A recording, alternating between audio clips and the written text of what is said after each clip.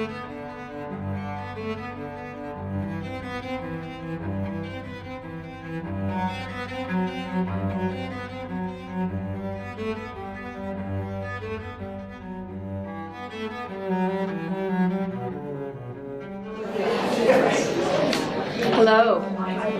Welcome to all of you for coming to today's talk. I'm Christina Farron, Curator of Education, and it's my pleasure to introduce Valerie Rohy today. Val is a professor in the UVM English Department, and she's been at UVM since 2002. She received her MA and PhD in English from Tufts University. I think, as a lot of you know, that's why we have such a big crowd today. The breadth of her interest in scholarship is wide-ranging and includes LGBT studies, both 19th and 20th century American literature, women's studies, literary critical theory, and of course the work of Alison Bechdel. She has received many fellowships and awards, too numerous to say and to speak about all of her scholarship. But here at UVM, she's won the Krebs Maurice Excellence in Teaching Award, and she's twice won the LGBTQA Faculty Leadership Award. In 2012, she won the Andrew J. Capel Prize for Best Essay of the Year with her essay, Hemingway, Literalism, and Transgender Reading. Her latest book, published in 2015, is entitled Lost Causes, Narrative Etiology, and Queer Theory. So I'm sure all of you know, we consider ourselves very fortunate at the museum that we can draw on scholars like Val, not only to participate in programming like this, but to help us and be a resource as exhibitions are coming together. And I'd like to thank and acknowledge all of the work that she helped us with while she was on sabbatical in this past year. She was always available to talk through ideas as they were being hashed out for the exhibition. We took advantage of her. She's an accomplished seamstress, and though we didn't really test the limits of her skills, she did some stitching for the exhibit, and she actually filled in the pans that were painted by Alison on the title wall, so she was involved with the installation. She kindly agreed to introduce her friend Alison Bechdel when she spoke at the Davis Center last month, and I think some of you may have been there. And then finally, she graciously agreed to speak at the Fleming today. So we're very appreciative of everything that she did. So I'm going to turn the podium over to Val now. And the topic of her talk is Alison Bechdel's Vermont, a Queer Regionalism. Join me in welcoming her, please.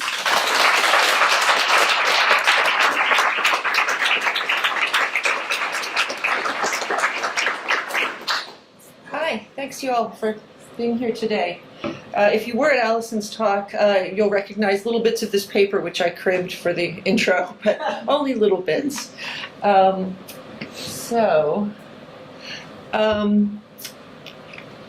April 2017, Alison Bechdel was named the Cartoonist Laureate of Vermont, the third artist to occupy this role. An NPR story on the event noted that, according to the Center for Cartoon Studies website, though small, Vermont has had a disproportionately large impact on contemporary cartooning. That is arguably true when we consider Vermont artists such as James Kochalka and Ed Koren, both former cartoonist laureates, as well as the Center for Cartoon Studies itself. But we might also ask what impact Vermont has had on the work of its resident cartoonists. In what sense is Bechdel a Vermont artist within the work, not merely by residence? Most importantly, what is the function of Vermont in Bechdel's work? The question may seem improbable, knowing Bechdel's early career as the creator of the geographically unlocated Dykes to Watch Out For, and her later autobiographical work, Fun Home, centered on her family's Pennsylvania home. I want to suggest, however, that we can read Bechdel as a regionalist artist, as that term was defined by 19th century American literature, and that Vermont, while rarely a central concern in her work, comes to represent her ongoing negotiation of the particular and the universal, the individual and the group, the part and the whole, which is also to say the queer and the heteronormative dominant culture. Am I not? Okay, try that. Better? No. Not better. Yeah. Better? Yeah, keep going. Okay. Am I there? All right.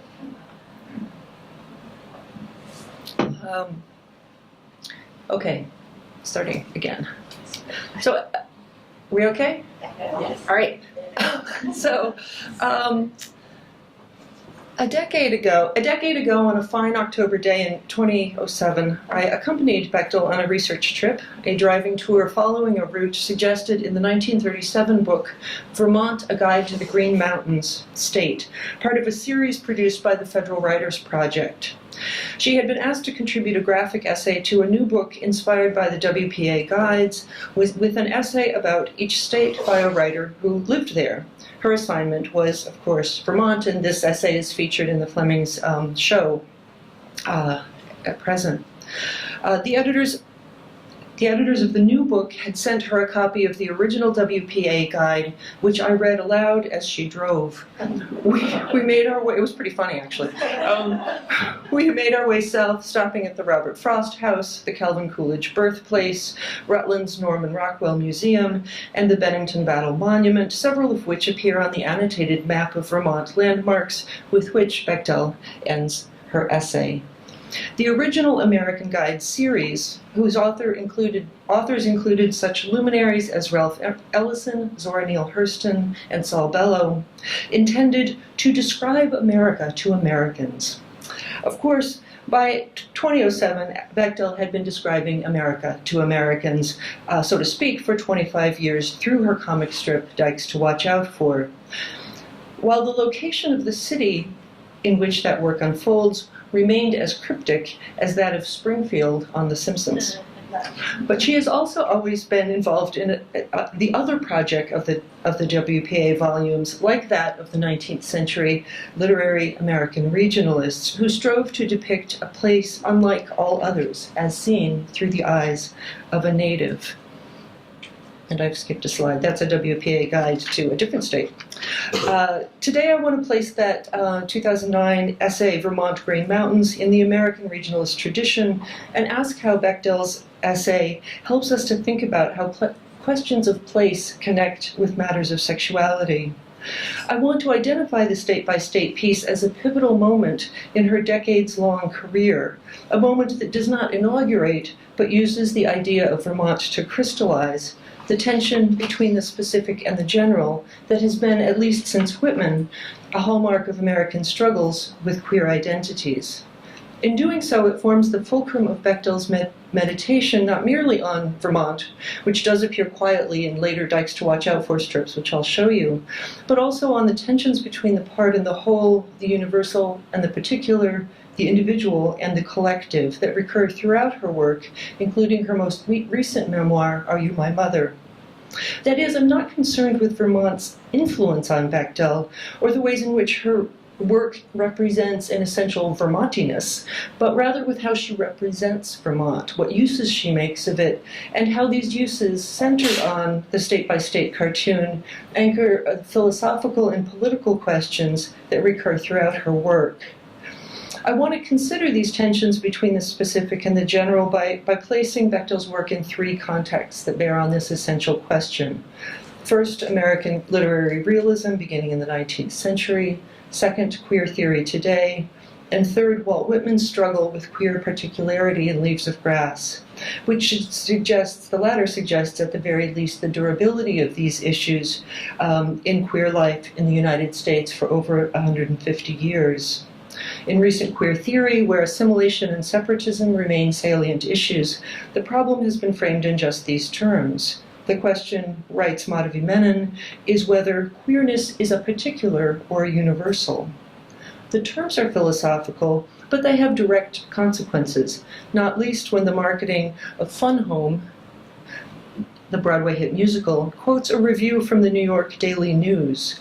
It speaks universally about big things that matter: life, love, family, surviving.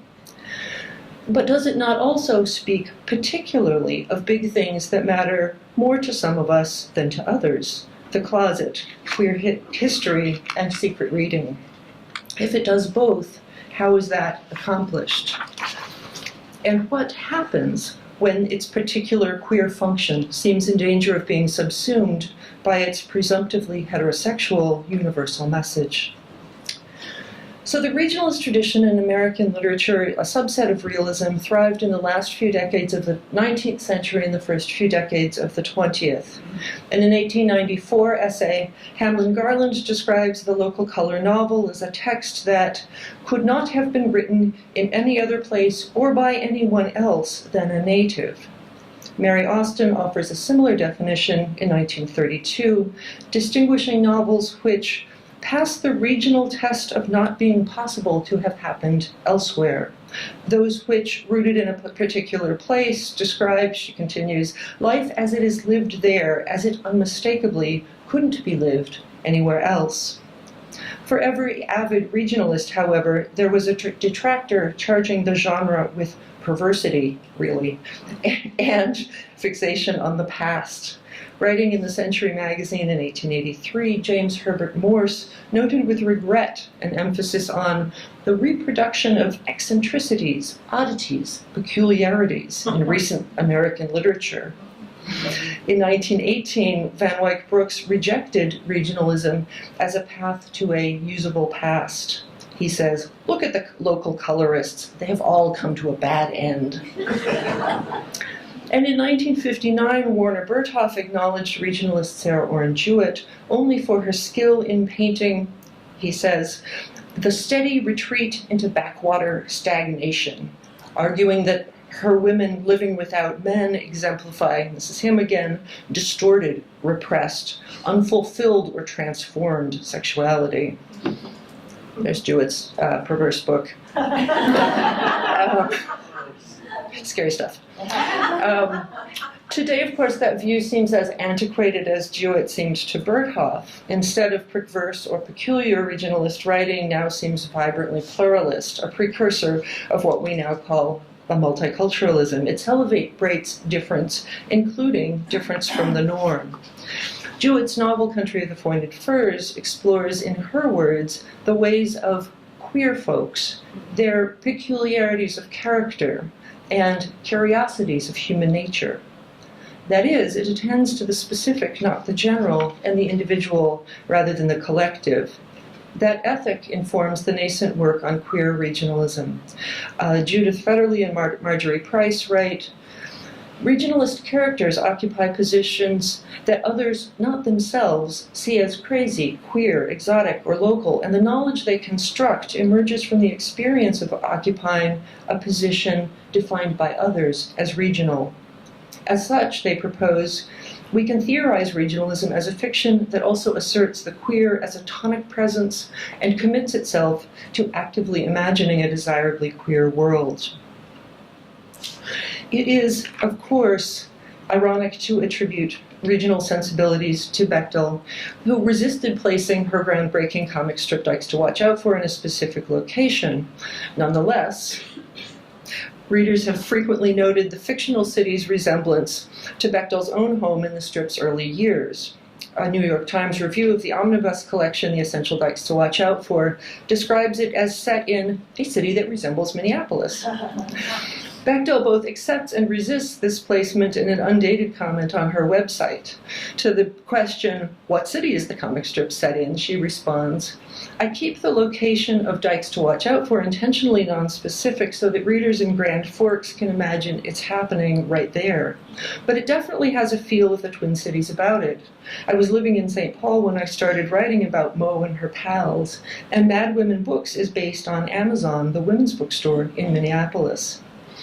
But interestingly, after Bechdel's move to Vermont in 1990, the narrative began to occupy an impossible double location, never ceasing to evoke Minneapolis-St. Paul, but also increasingly describing the Burlington area. In the process, Vermont changed the prehistory of the strip itself.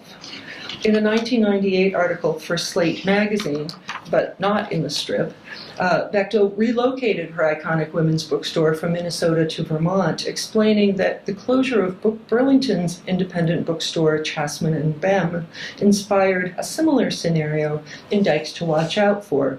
Bechdel says, Mad Women Books, the women's bookstore where some of my characters work, has been losing sales to Buns and Noodles for years.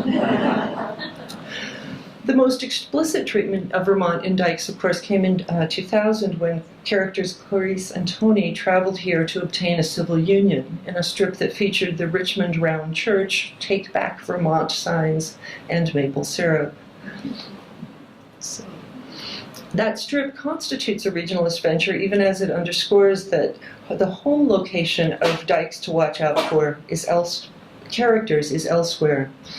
But the comic strip also sent the opposite message, as local landmarks such as the UVM Library and Ira Allen Chapel started appearing in scenes unremarked. Beyond Dykes to Watch Out For, Vermont was featured in two of Bechdel's autobiographical graphic essays, one in Slate magazine in 1998 and the other that I've mentioned in State by State a decade later. In the 1998 illustrated diary for Slate, March 30th, pretty much now, brings a reflection on mud season. She writes, "The smell of melting snow, the sound of the brook starting to run underneath the ice, and the high gray clouds moving east were all very stirring." On March 31st, the essay continues, "The first couple of years I lived in Vermont, I thought mud season was just a figure of speech, a concept people clung to out of regional pride or pre-interstate nostalgia. But now I live on a dirt road." While her first diary entry treats mud season as a cause of stirring feeling and an urge to accomplish new things, her last entry compares a muddy road to her mind in a depressive state of the writing process. Only the first diary's illustration is specific to comments on Vermont, and it is also the most whimsical. And I'm going to show you not the version that appeared in Slate, but one that appeared in color a few years later. Bechdel is unclothed, as you can see, except for an ear flap hat, to which we shall return, and sorrel-type boots, chopping wood while a school bus passes by. Snow, trees, and mountains set the scene. At this moment, autobiographical writing seems to require the writing of place not merely as an environment, but as a source of meaning and metaphor. This structure remains active in Fun Home in 2006, in which autobiographical writing involves the mapping not of Vermont, but of the rural Pennsylvania where she and her father both grew up. As queer theorist Scott Herring has argued, Fun Home is a regionalist queer text attuned to the unique attributes of the place as formative or deformative influence. Indeed, Herring suggests its subtitle might well have been A Study of Provincial Life. Whereas Dykes to Watch Out For is consistently urban, Fun Home considers the difference between the closeting conservatism of rural Pennsylvania and the openly gay potential of New York and San Francisco. Bechdel suggests a city might have saved my father's life. As a queer regionalist writer, Bechdel inverts the typical plot of the coming-out story. As Kath Weston observes, the typical queer narrative is crucially related to region, as the protagonist moves from rural isolation to join an urban community. It is, in her words, the odyssey of escape from the isolation of the countryside and the surveillance of small-time life into the freedom and anonymity of the urban landscapes. This is indeed what Bechdel imagines for her father. For herself, however, as she elaborates in the State by State piece, it is a rural space that offers the possibility for freedom and anonymity. Vermont signifies the ever-present possibility of succession from whatever company might claim you, the right to a space all your own. This essay expands the regionalist portrait from climate and topology to politics and history, compressing a vast amount of research and observation into a few vividly drawn pages. But unlike the WPA guides, where the author's opinions and individual style seldom erupt into the text, Bechdel's Vermont is, as you might expect of a memoirist, also about herself, and as such, about how love and sexuality intersect with region. Describing her move to Vermont at a woman's invitation, she writes, "I'd fallen in love not with this person, but with this place." And she attributes the end of a subsequent relationship partly to geography, the question of whether to live in town or in the country. It's impossible to isolate a single factor in these matters, she writes, but our differences became polarized around place. Even when she recalls the film The Sound of Music, topography mixes with desire. These vertiginous mountainscapes, she writes, are forever fused with a strange feeling that the androgynous ex-nun induced in me. American literary regionalism is structured by the trope of synecdoche, what Paul de Man calls the potentially misleading totalization from part to whole. A synecdoche uses a portion of something to represent all of it, as when we say, all hands on deck, or dude, nice wheels, which I'm pretty sure no one actually says. Taking the local as a figure for the national, local color synecdochally offers a region of the United States as a token of the country as such. In 1892, another regionalist writer, Edward Eggleston, wrote, "The taking up of life in this regional way has made our literature really national by the only process possible." In the WPA series of American guides, the metaphoric substitution of the part for the whole was noted by Franklin Delano Roosevelt, who said the books ably illustrate our national way of life, yet at the same time portray variants in local patterns of living and regional development. So here we are with the essay. Appropriately, Bechdel's graphic essay on Vermont is also structured by synecdoche. In the first panel, she begins, in many ways, I'm your typical Vermonter, with this annotated illustration of herself with inset boxes explaining Subaru driving, NPR listening, and homosexual. Now, whether or not Bechdel is in fact a typical Vermonter, a type is an individual who represents a larger group. According to the OED, to be typical means having the qualities of a type or specimen, serving as a representative specimen of class or kind. So Bechdel's introduction functions synecdochally. As one Vermonter, she represents the whole of Vermonters, much as in regionalist literature, the state of Vermont might represent the whole of the United States. The trope of synecdoche also offers a path to Bechdel's prevailing theme in the Vermont cartoon, the tension between singularity and community. At first glance, the text may seem to be ideally without conflict, celebrating Vermont as the best of all possible worlds, which of course we know it is. Here, Bechdel writes, was the elusive conjunction I had longed for. I was close to nature, but had not left civilization behind. But there are recurring frictions between the one and the many, difference and sameness, independence and cooperation. Bechdel's account of Vermont history moves from Ethan Allen's Green Mountain Boys to note that the Republic of the Green Mountains was its own country for 14 years. That insistence on singularity persists, Bechdel explains, in modern-day secessionists who seek Vermont's withdrawal from the United States. Whoops. There we go. Nor is the problem of union and disunion purely political. A panel showing a photograph of Bechdel and of her former partner in front of their house asks, together or apart? Maybe seceding isn't as crazy as it sounds. The next panel narrates their breakup. Oops. I guess that's the panel that narrates their breakup. In this context, the depiction of there we go. Back to...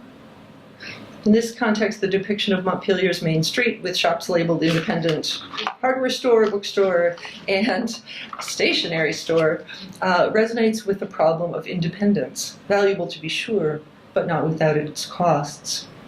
Two later moments underscore the question. Immediately after the panel noting her breakup, the narrative makes a break of its own with a discontinuous panel in which a differently dressed Bechdel strikes a meditative pose at a window. There is an Abenaki tradition, she writes, that in their cramped winter wigwams, everyone got a small but inviolate space of their own. This could not be entered without permission. The text's conclusion restages this idea in a different setting. Driving to a town meeting, Bechdel writes, I always feel a little out of place, but it's place, of course, that binds me to these people. that potential for independence must be counterbalanced by sociality. Bechdel's account is profoundly ambivalent, balanced between the extremes of antisociality and assimilation to a larger group. She needs both singularity and community, but they can't coexist without tension. The regionalist appreciation of peculiarities thus bears on a central issue in contemporary queer theory, the choice between assimilation and difference. And Bechdel's graphic essay on Vermont participates in that conversation about belonging and unbelonging. In his influential book, The Trouble with Normal, Michael Warner rejects the notion that to have dignity, gay people must be seen as normal. That impulse, the impulse that seeks acceptance by straight culture, feeds what Lisa Dugan calls homonormativity, the problematic adherence by homosexuals to dominant culture imperatives of capitalism, neoliberal politics, consumption, privacy, and family. Poised against assimilation and homonormativity is what has been called the antisocial thesis in queer theory, exemplified by the work of Lee Edelman and Leo Bersani, who in 1995 asked, "Should a homosexual be a good citizen?" Introducing a forum on what became known as the antisocial thesis, Robert Casario notes that despite, this is him, a decade of explorations of queer unbelonging, the gay rage for normalizing sociability, to judge by the gay marriage boom alone, has intensified. On the antisocial side, Edelman opposes not merely straight culture but sociality as such, which cannot be thought outside the ideology he terms reproductive futurism. That is, the worship of futurity as personified by the child whose very existence seems to require the ascendancy of heterosexuality, but in fact whose existence is required by heterosexuality. In response, he argues, gay men and lesbians should not seek to defend their normalcy, but to embrace their negativity, their unbelonging. I suggested earlier that if regionalist literature is defined by its embrace of peculiarity and difference, or in the general sense queerness, there may be something redundant about queer regionalism. But the engagement with difference is more complicated than that. On one page of Bechdel's Vermont essay, adjacent panels show herself and her grandfather perched on mountaintops. The panels, framed as mirror images of each other, suggest their sameness. The panels that follow show what kinds of difference inhere in that sameness. When he takes young Alison to see The Sound of Music, it moved us both profoundly, but for different reasons.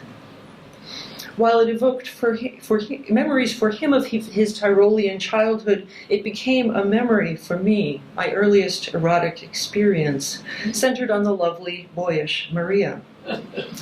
Let's see. I'm getting ahead of myself. Bechdel's Vermont cartoon is in this sense an elegant example of a central tenet of deconstruction as a critical method, suggesting the importance of that mode of reading even today to the work of queer criticism. In the introduction to her book, The Critical Difference, Barbara Johnson writes, this is a long explanation of part of deconstruction, difference is not what distinguishes one identity from another. It is not a difference between, or at least not between independent units, but a difference within. Far from constituting the text's unique identity, it is that which subverts the very idea of identity, infinitely deferring the possibility of adding up the sum of a text's parts or meanings and reaching a totalized, integrated whole. That's Johnson. So it is the focus on such inevitable differences within that defines deconstructive reading and thus complicates the logic of Synecdoche. Bechdel's essay starts with differences between Vermont and other states, omitting differences within. Bechdel is just a typical Vermonter, but from there develops in exquisite detail the complexity within that term. Synecdoche relies on an equation of sameness that operates on only one level.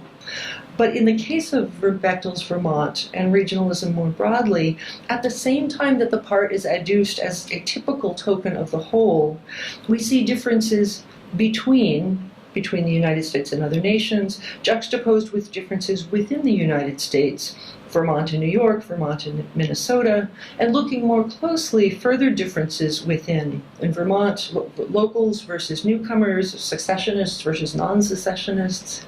In a dazzling fractal pattern, these internal differences proliferate. Within newcomers to Vermont, Bechdel versus everyone else. And for Bechdel, the final difference within is her difference from herself, which is to say her ambivalence about community and independence, the social and the antisocial. What her graphic essay on Vermont illustrates is the deconstructive challenging of registering but not resolving these differences. Here we get to Whitman. Of course, no queer person can simply assume a typical status. For many of us, the ability to be the individual part that typifies a normative social whole is radically disrupted. This dilemma is not new. Indeed, Walt Whitman cogently explored it in the 19th century. Whitman was influenced by transcendentalist author Ralph Waldo Emerson, whose famous essay Self-Reliance includes this injunction: whoso would be a man must be a nonconformist. But even as he promoted the singular individual, Emerson proclaimed paradoxically that individualism would reinforce social cohesion. If we each follow our particularity with rigor, he implies, we will each come to the same truth by our own road. Emerson urges his reader, therefore, to believe your own thought, to believe that what is true for you in your private heart is true for all men. Earlier, in another essay called The American Scholar, he insisted that the scholar's privatist, secretist presentiment will turn out to be the most acceptable, most public, most universally true. Whitman's dilemma, then, is that he gleaned from Emerson both encouragement to follow his queer specificity and the impossible reassurance that his experience might typify that of a larger society, even the entirety of the young nation. Surely the latter ambition drives his project in Leaves of Grass. The 1867 edition of Leaves of Grass opens with these lines: "Oneself I sing, a simple, separate person, yet utter the word democratic, the word en masse." He later states, "These are the thoughts of all men in all ages and lands. They are not original with me." This expansive philosophical vision corresponds to Whitman's broad geographical range in Leaves of Grass, which strives to represent the United States as a whole. Yet we're representing the nation through the experience of the simple, separate person fails for Whitman, at least where sexuality is concerned. Whitman recognizes his particularity, his queer difference. Even as he embraces Emerson's promise, he is also committed to reading what he calls the secret and divine signs and faint indirections, legible to only a few among the multitude.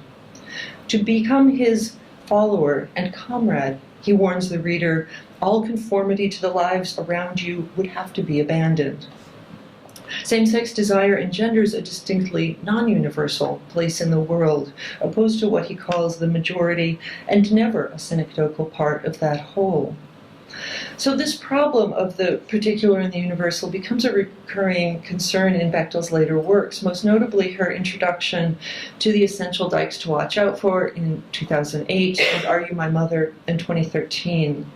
These texts have little to do with the state of Vermont, although having been made emblematic of the specific and general self and others conundrum in the state-by-state cartoon, Vermont remains indelibly associated with the specific, the self. At the same time, I want to argue that a persistent visual emblem of Vermont runs through Bechdel's work of the past 2 decades. Can you guess what it is? The thing that represents the ultimate Vermontiness for Bechdel? Good, very good guess. I have 2 illustrations here. A rather old image from the Slate magazine diary. That is the black and white one, and a very recent one from this year's Cartoonist Laureate announcement. Alison's depiction of herself a recent one from this year's Cartoonist Laureate announcement, Alison depicting herself with outgoing Vermont Cartoonist Laureate Ed Koren in A Passing of the Laurels, which we saw at the beginning of this talk.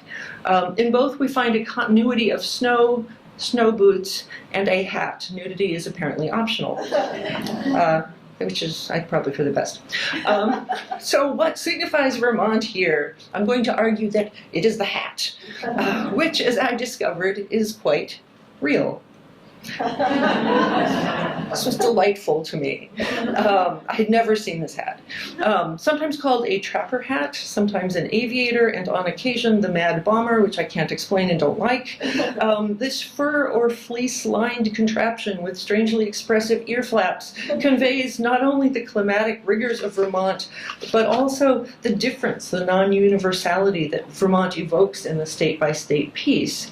That is, as Bechdel wrote there, its secessionist, independent store, progressive ethos, or in Ethan Allen's words, its willingness to stubbornly wage war with human nature at large. As Bechdel adds in that piece, it also suggests Vermont's lax dress code. Don't believe me? Here's the trapper hat in some of its many appearances. The hat, like Vermont, aligns with lesbian particularity, though it is, I think, far from a lesbian fashion. It reoccurs in Are You My Mother, where Vermont is illustrated as, again, a place of snow and snow boots, as well as propane and kerosene. But the hat is the strongest thread of continuity. That text, Are You My Mother, includes vignettes of Bechdel's time in Minnesota, but no matter how cold it gets in Minnesota, the trapper hat only exists in Vermont. Here we might also note that Whitman is famous for a peculiar rural costume. This was really way out there in the 19th century for authors, depicted on the frontispiece of Leaves of Grass. And of course he has an unmistakable hat too. So I'm partly fooling around here, but I'm also kind of serious. The trapper hat acts as a synecdoche of Vermont, part of the whole, if you will, a dress code, to use Bechdel's words again, whose coded message is a condensation of all the eccentricity associated throughout many of Bechdel's works with both queerness and Vermont. But the problem of the universal and peculiar exceeds both queer and Vermont contexts, becoming a recurring philosophical question. In the graphic essay that introduces Bechdel's omnibus collection, The Essential Dykes to Watch Out For, the author muses that in trying to humanize all lesbians by representing a few, this is her, I had committed a grave error in reasoning, of course, as any logician will tell you, inducing the general from the particular doesn't really hold water. This became evident to her in the 1990s and aughts, she suggests, when the sheer diversity of lesbian politics and preoccupations exceeded the scope of any comic strip. There are two layers to this problem, nested like boxes, one inside the other. First, we have the anxiety that the relationship of Dykes' characters to lesbians as a whole will be one of difference, not sameness, and that the particular cannot represent the general.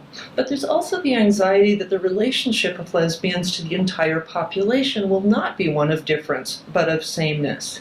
Does Dykes to Watch Out For, Bechdel asks, only prove that we're the same as everyone else?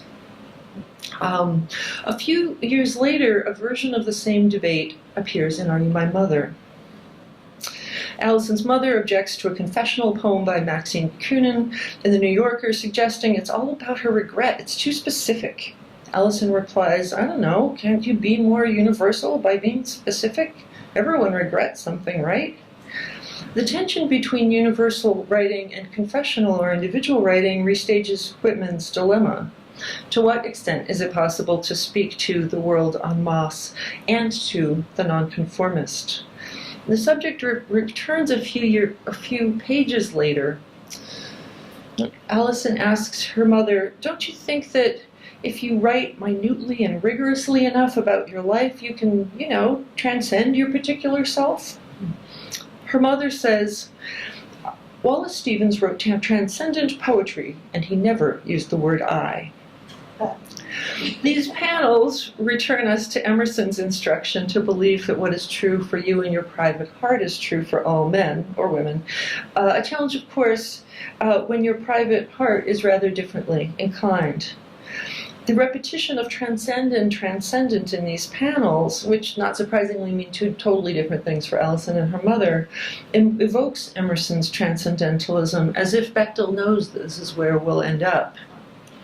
Earlier, I suggested that Bechdel's state-by-state cartoon engages with central questions of recent queer theory, whether to be a good citizen who assimilates or the antisocial queer. I believe Bechdel has always been a theorist, not just in her use of post-structuralist concepts in 20th century philosophy and Funholm, but directly as a theorist in her own arguments. I was writing an essay on Funholm some time ago, and I was reminded of the saying, everywhere I go in my mind, I meet Plato coming back. And that is, everywhere I tried to go with a critical analysis of Funholm, I found that Bechdel had gotten there first. Very frustrating for a scholar. She had anticipated that line of questioning and had incorporated it into the text in advance. And I think that's what she's doing here. In Are You My Mother, Bechdel seems to acknowledge the 19th century problem of universality and particularity in the United States. Her position is to insist on the importance of the individual as distinct from society, the particular that defies the universal. But, as with the introduction to Essential Dykes, the debate has evolved beyond these simple oppositions. The question is not whether to choose the particular over the universal, but as Emerson suggests, whether one can arrive at something everyone has experienced through minutely narrating one's own life. In her mother's view, the two are antithetical. In Alison's, the characters, and I would argue Bechdel, the author's view, they may coexist. Like Whitman, she resists the logic of either or, but she does so a little more self-consciously, allowing us to consider the problem itself in a new century. One article announcing Bechdel's appointment as Vermont Cartoonist Laureate speculates that artists might be drawn to the state's motto, freedom and unity. I don't know if this is the current seal of the state of Vermont, but at some point in the past, says the internet, this was the seal of Vermont. So Bechdel's work insists that there is no, freedom and unity is another version of the relationship between the individual and the collective. Bechdel insists that there's no choice between these. Like all binary terms, they are mutually constitutive and rely on one another. Instead, she suggests we must ask how they are co-functioning, which is privileged, and why. We must understand the history of these terms and the way they have necessarily been transformed by our present moment, with its questions of LGBT assimilation and the eclipse of separatism. Surely we are still grappling with these questions. Regionalism as a genre, not least queer regionalism, is distinctly suited to consider both differences between and differences within. Though structured by Synecdoche, it's also attuned to the many ways in which the part cannot represent the whole. And it's Bechdel's ability to keep all these different differences in play that complicates both her own text and the grounding assumptions of regionalist literature, the tensions of which become the subject for her Vermont. And that is the end.